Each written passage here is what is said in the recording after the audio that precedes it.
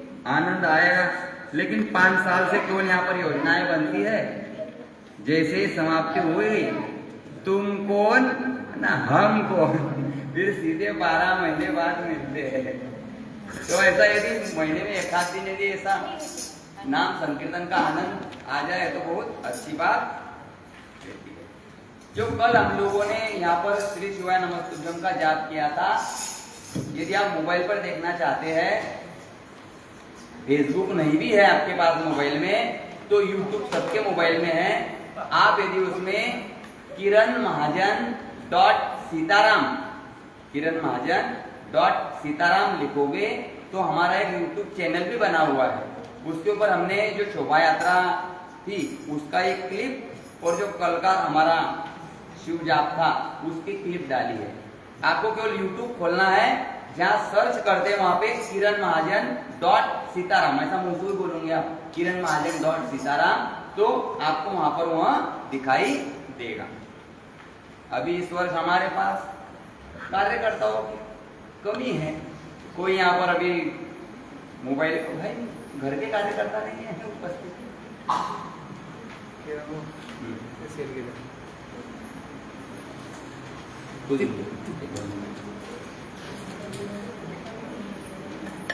लेकिन मेरा आवाज इतना बड़ा है, सेल भी गए फिर भी सबको सुनाई दे रहा है।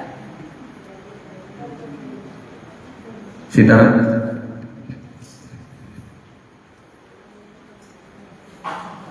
आणखी काय करीत कथा वाचक सील बी खिसामग घेऊन फिर रे, आणखी काय करू शकत म्हणून लिंगाष्टकम, इसको भी अब 5 मिनट लेट होगा बोला है ना, मैं पहले गाता हूं फिर आप पीछे गाओ। लिंगाष्टकम स्तोत्रम, लिंगाष्टकम स्तोत्रम,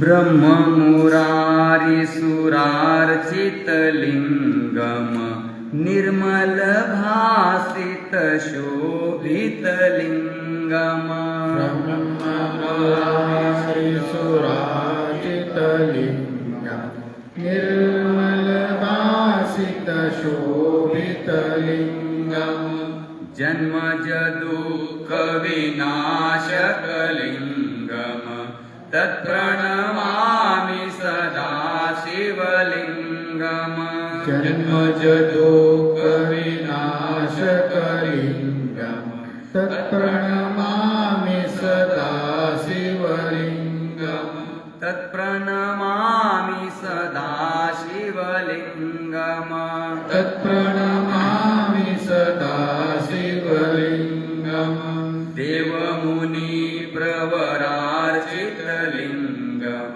कामदहन करुणाकर लिंगम, देवमुनि प्रवरार्चित लिंगम, कामदहन करुणाकर लिंगम, रावण दर्प विनाशक लिंगम, तत्प्रणमामि सदा शिवलिंगम, रावण दर्प विनाशक लिंगम, तत्प्रणमामि सदा शिवलिंगम, तत्प्रणमामि सदा शिवलिंगम, तत्प्रणमामि सदा शिवलिंगम, सर्वसुगन्ध सुलेपित लिंगम, बुद्धिविवर्धन कारण लिंगम, सर्वसुगन्धित सुलेपित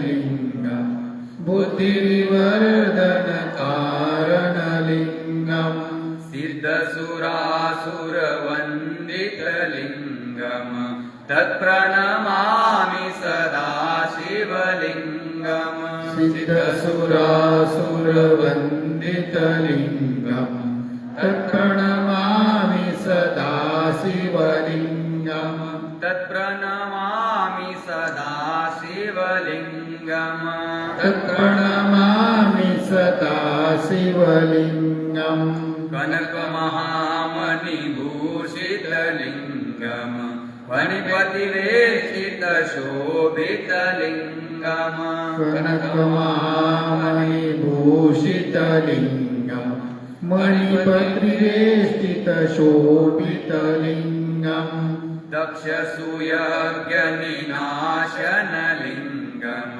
तत्प्रणमामि सदा शिवलिङ्गम् दक्षसूयज्ञविनाशनलिङ्गम् तत्प्रणमामि सदा शिवलिङ्गम् तत्प्रणमामि सदा शिवलिङ्गम् तत्प्रणमामि सदा शिवलिङ्गम् कुङ्कुमचन्दनलेपितलिङ्गम् पङ्कजहार सुशोभितलिङ्गम् कुङ्कुमचन्दनलेपितलिङ्गम् पङ्कजहार सुशोभितलिङ्गम् सञ्चितपापविनाशकलिङ्गम् तत्प्रणमामि सदा शिवलिङ्गम् सञ्चितपापविनाशनलिङ्गम् तत्प्रणमामि सदा शिवलिङ्गम् तत्प्रणमामि सदा शिवलिङ्गम् तत्प्रणमामि सदा शिवलिङ्गम् देवगणार्चितसेवितलिङ्गम् भावेरभक्तिभिरेव च लिङ्गम् देवगणार्चितसेवितलिङ्गम् भावेरभक्तिभिरेव च सिङ्गम् दिनकरकोटिप्रभाकरलिङ्गम् तत्प्रणमामि सदा शिवलिङ्गम् दिनकरकोटिप्रभाकरलिङ्गम् तत्प्रणमामि सदा शिवलिङ्गम् तत्प्रणमामि सदा शिवलिङ्गम् तत्प्रणमामि सदा शिवलिङ्गम् अष्टोदलोपरिवेष्टितलिङ्गम् सर्वसमुद्भवकारणलिङ्गम् अष्टदलोपरिवेष्टितलिङ्गम् सर्वसमद्रवकारणलिङ्गम् अष्टदरिद्रविनाशनलिङ्गम् तत्प्रणमामि सदा शिवलिङ्गम् अष्टदरिद्रविनाशितलिङ्गम् तत्प्रणमामि सदा शिवलिङ्गम् तत्प्रणमामि सदा शिवलिङ्गम् तत्प्रणमामि सदा शिवलिङ्गम् सुरवरपूजितलिङ्गम् सुरवनपुष्पसदार्चितलिङ्गम् सुरवरपूजितलिङ्गम् सुर्वनपुष्पसदार्चितलिङ्गम् परापर परमात्मकलिङ्गम् तत्प्रणमामि सदा शिवलिङ्गम् परापर परमात्मलिङ्गम् तत्प्रणमामि सदा शिवलिङ्गम् तत्प्रणमामि सदा शिवलिङ्गम् तत्प्रणमामि सदा शिवलिङ्गम् लिङ्गाष्टकमिदं पुण्यम् यः पठेत् शिवसन्निधौ शिवलोकमवाप्नोति शिवेन सह मोदते। श्री नर्मदेश्वर महादेव की जय। रामेश्वर महादेव की जय।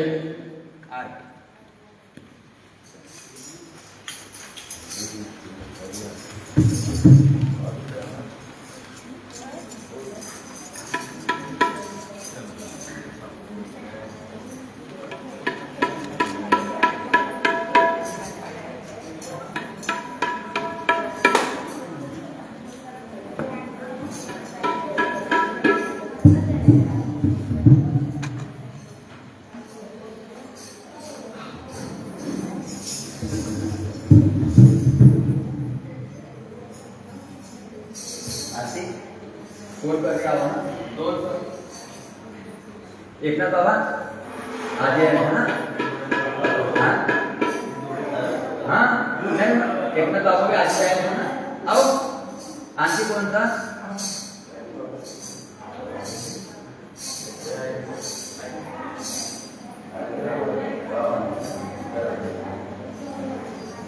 एखाद दिवसाला आम्ही तुम्हाला मारेल ना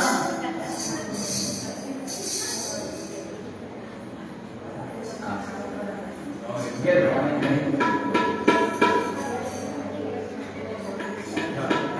भाई साहब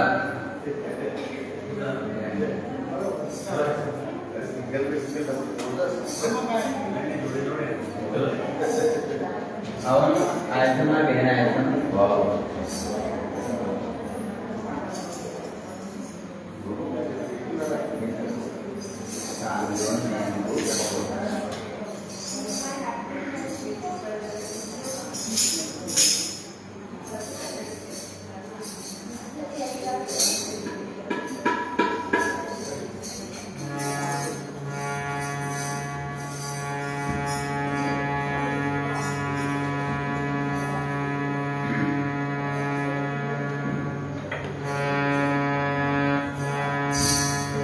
ओम जय शिव ओंकार स्वामी जय शिव ओंकार ब्रह्मा विष्णु सदाशिव ब्रह्मा विष्णु सदाशिव हरदान ओम जय शिव ओंकार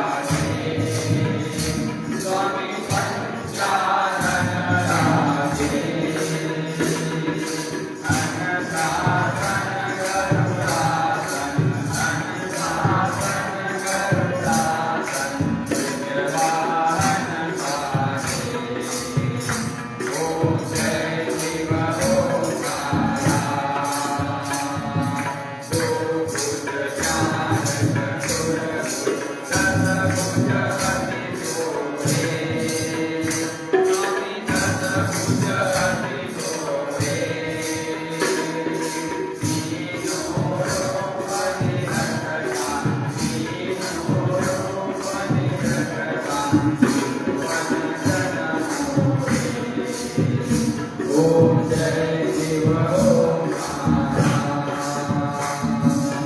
सत्यमाया वनमाला रुद्रमाला नारी स्वामी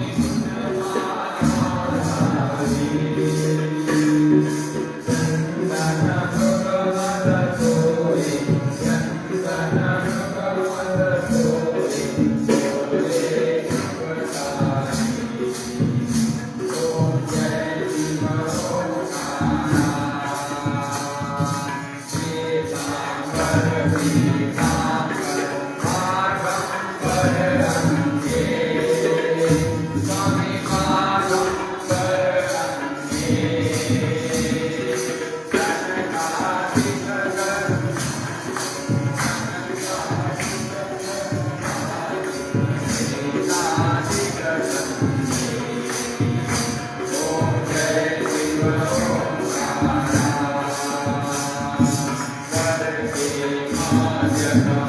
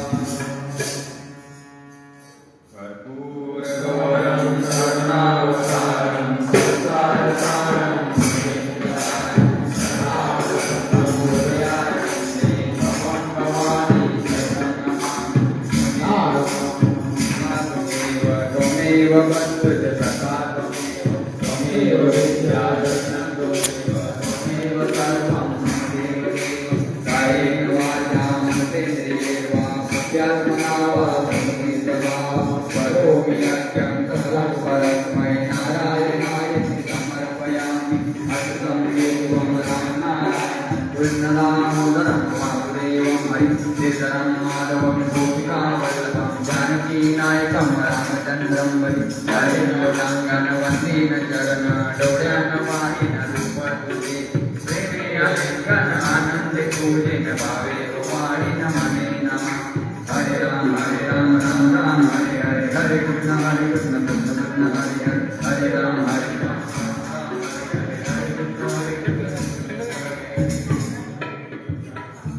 सियावर रामचंद्र भगवान की श्री लक्ष्मी नारायण भगवान की श्री पंढरीनाथ भगवान की पवनपुत्र हनुमान जी महाराज की आदि शक्ति मुक्ताबाई की श्री सद्गुरुदेव भगवान की श्री स्वामी समर्थ महाराज की श्री नर्मदेश्वर महादेव की श्री रामेश्वर महादेव की ओम नमः पार्वती पते हर हर महादेव.